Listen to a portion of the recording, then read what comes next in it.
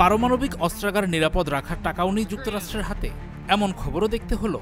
মার্কিন জ্বালানি সচিব ক্রিস রাইট সতর্ক করে বলেছেন, চলমান সরকারি শাটডাউনের কারণে আর এক সপ্তাহ পর যুক্তরাষ্ট্রের জাতীয় পারমাণবিক নিরাপত্তা প্রশাসনের তহবিল ফুরিয়ে যেতে পারে।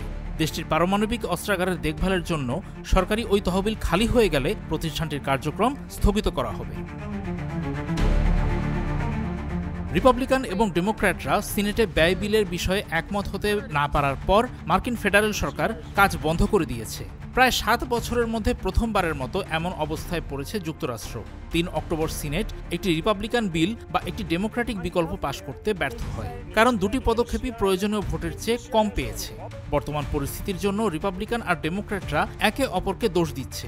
অচল অবস্থা দূর করতে 6 অক্টোবর আবার চেষ্টা করা হবে বলে আশা করা হচ্ছে।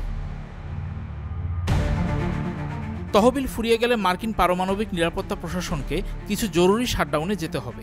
এমন হলে যুক্তরাষ্ট্র ঝুঁকিতে পড়বে বলে ফক্স নিউজকে জানিয়েছেন ক্রিস রাইট। তিনি বলেছেন, তার বিভাগের 20 জনেরও বেশি কর্মকর্তা এখনও সিনেটের অনুমোদনের অপেক্ষায় রয়েছেন।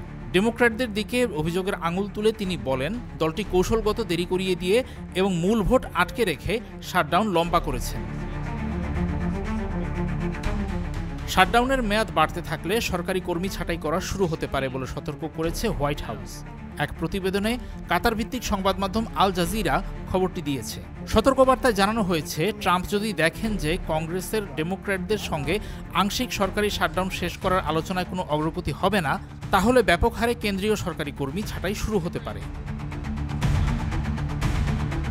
এই বছরের ফেডারেল ব্যয় কাটছাঁটের আগে মার্কিন জাতীয় পারমাণবিক নিরাপত্তা প্রশাসন দেশব্যাপী 65,000-এরও বেশি ফেডারেল কর্মী এবং ঠিকাদার নিয়োগ করেছিল। তারা পারমাণবিক অস্ত্রাগারের রক্ষণাবেক্ষণ থেকে শুরু করে অস্ত্র বিস্তার ঠেকানো এবং মার্কিন নৌবাহিনীর পারমাণবিক কার্যক্রমের তদারকি পর্যন্ত সবকিছু পরিচালনা করত।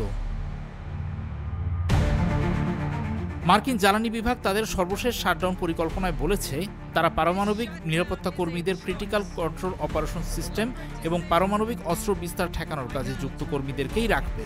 তবে কতজন কর্মচারীর চাকরি থাকবে তা নিয়ে কোনো তথ্য দেওয়া হয়নি। এদিকে ফেডারেল সংস্থাগুলো আংশিকভাবে পরিষেবা স্থগিত করেছে। অনেক কর্মচারীকে ছুটিতে পাঠানো হয়েছে।